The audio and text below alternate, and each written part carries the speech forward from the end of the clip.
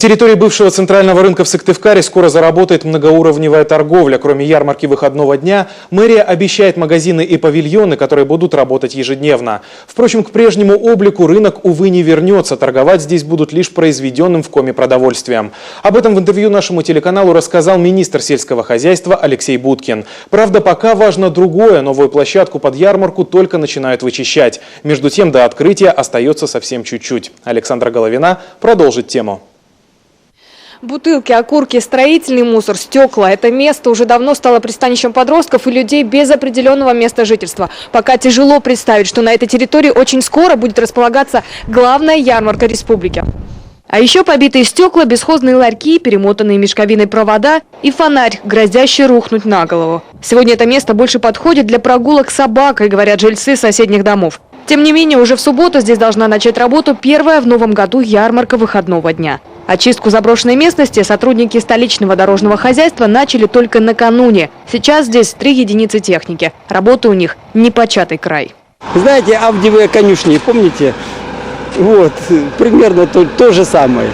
Вот, такой роли Геракла можно себя представить. От предыдущего места проведения ярмарки, территории возле центрального бассейна, администрация города отказалась. Причин много, но главное – отсутствие возможности предоставить места по торговой точке для предпринимателей-новичков. Да и ГИБДД рекомендовала съехать с места, где нет парковки и высокая концентрация ДТП. Правда, многие аграрии инициативу с переездом не поддержали.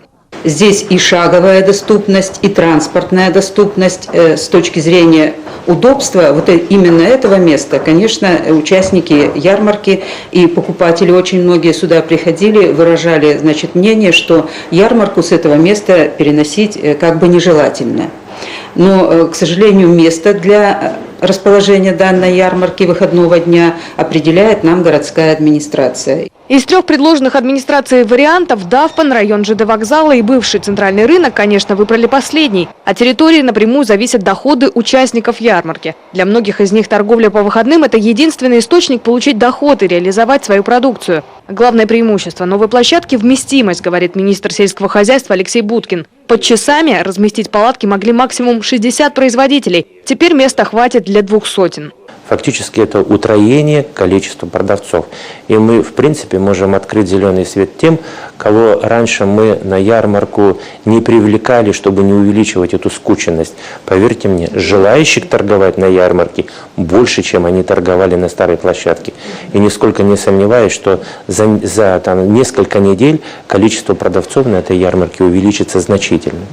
Переезд, уверены в министерстве, пойдет на пользу аграриям. Новая площадка – это не только дополнительные территории, но еще и 200 парковочных мест, 4 точки электроподключения и санузлы. Правда, глядя на старый рынок сейчас, слабо верится в то, что через 4 дня здесь проведут первую ярмарку.